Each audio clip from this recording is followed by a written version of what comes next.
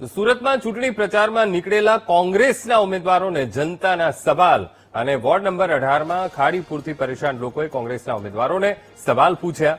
મહિલા મતદાતાએ કોંગ્રેસના ઉમેદવાર પાસે બાંયધરી માંગી. ભાજપે કામ નથી કર્યું, તમે કામ કરશો, એની બાંયધરી આપશો. મહિલાના સવાલ સામે કોંગ્રેસના ઉમેદવાર કુમાનસિંહ મૂંઝવણમાં મુકાઈ ગયા હતા. કોંગ્રેસના ઉમેદવારે સમસ્યાનું નિરાકરણ કાઢી આપવાનું આશ્વાસન આપ્યું.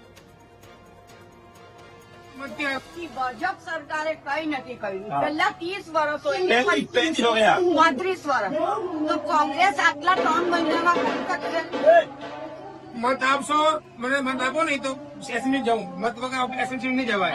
ડિમાન્ડ કરવી પડે. આપણે અધિકારમાં લડવું પડે. તમે મત એક પાર્ટીને આપો નહીં, તમને કોઈ નહીં સાંભળે. આ વખતે મત નહીં આપો ને ખબર પડશે કે મત નહીં આવ્યા અહીંયાથી. ચલો તમને મત આપી દીધા, પછી આ કામ થશે એની બાંયધરી કોણ આપે? આ કામમાં એવું છે બેન કે વાલક પાર્ટીની ખાડી અંદર નાખેલી છે. આ ખાડીનો રૂટ રિંગ રોડ થી બહાર છે, એ ખાડી ઓર છે. એટલે એ ડાયવર્ટ કરવાનું છે. પછી મોટું કામ કઈ નથી.